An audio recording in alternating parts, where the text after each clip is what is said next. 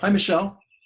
Hi. So thank you for agreeing to do this. This is another conversation about the curatorial practices that go on really behind the scenes at the Timken, and you've been a huge part of that as an intern and also as a staff member working with our visitor services. But I'd really like to focus in today on some of the work you've been doing to help the curatorial department with developing its files. And so could I start by asking you, why is it important for museums to keep good records, do you think?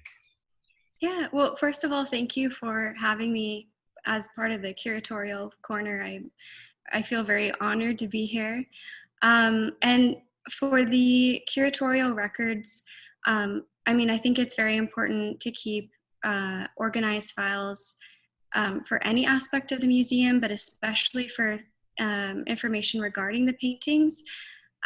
Because if a question does come up or a scholar is interested about researching about one of our pieces, we have all that information to pull from.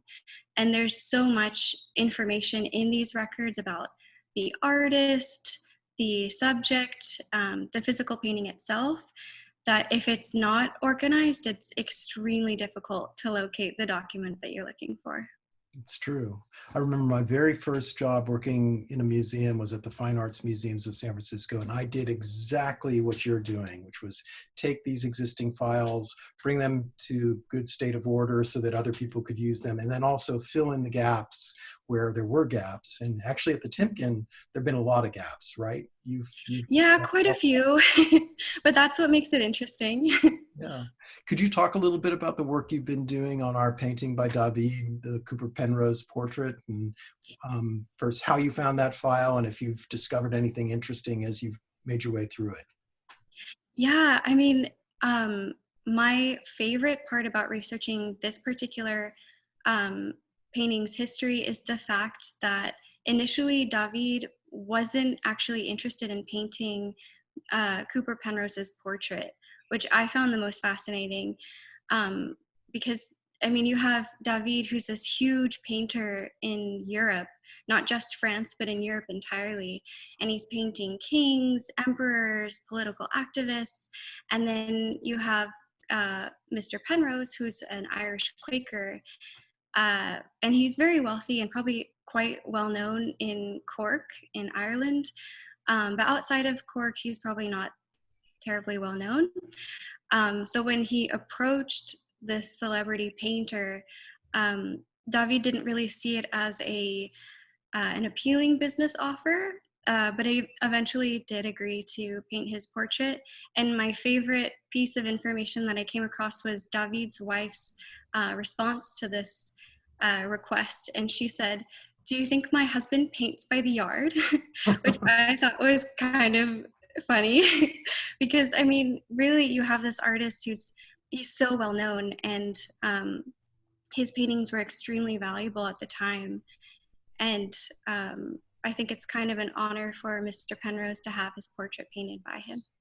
Sure was.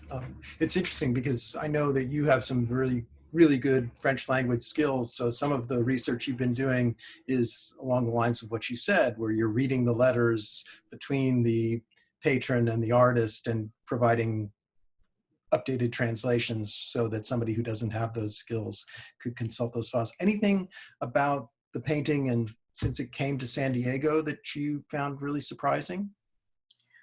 Um, I did find quite a few letters from museums in France, and they were written in French, so I got to exercise my French speaking skills and translate those. Um, but David is such a huge painter in the art world. Um, and when you look at this particular portrait, it's more plain compared to the other ones that he's painted. So it doesn't, it initially you don't think it's going to be, highly coveted, but there was a lot of museums that asked to borrow this painting. Mhm. Do you feel like you're going to look at the painting differently now when you encounter it in the museum, that you have this deep dive into its documentary background? Yeah, it has a lot of history behind this particular painting. And this file in particular, too, is interesting in the fact that it has these two storylines of both David and Penrose, and you can learn more about David's history, which interested me on a personal level since my academic background is French literature and history. And then you can also learn more about Cooper Penrose, and his family, his descendants are still alive today. And they've actually contacted the Timken on multiple occasions asking about information about their relative. So that was kind of interesting. Must have been interesting. Wow. Hmm. Wow. Well, what would you like people who come to the Timken to think about when they stand in front of this painting and sort of have an encounter with it? What's the first and most important thing that you'd like them to remember? Um, well, I think it's important to know that there's more than meets the eye when you view a painting, and I mean it's such a monochromatic portrait. There's not a lot of color. There's a plain background, um, but Cooper Penrose as a person was not that way at all. He was very frivolous and very wealthy and extravagant. And you would never know that by looking at this painting. So I think it's important to remember when viewing this painting in particular that there's a lot more that you would never be able to tell just by first glance. Right. That's such a nice observation that there are these two separate stories running through this object. David, who had a real discipline to his painting in these neoclassical portraits that he did and probably enjoyed stripping things down to their more essential elements. And then Penrose, who's a Quaker after all, and we don't expect him to be this sort of larger than life person. And David even doesn't give us that indication of it, but as your archival research has shown, he had another side to him. Mm-hmm. That's nice. Well, it's been such a pleasure working with you, and I thought I'd give you a chance to talk about what's next, Michelle, since you've got some exciting things ahead for you. Yeah, well, I'm excited to announce that I was accepted into a master's program at University of Westminster, which is located in London. So I'll be pursuing a master's degree in museum studies, which is something that I'm very passionate about.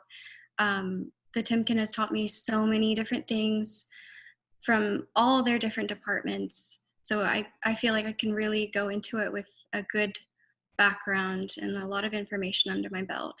That's great. We wish you the best, Michelle. You're going to be fantastic, whatever you do next. But Thank you. stay safe and keep in touch with us as you set off for London. That will be an exciting experience.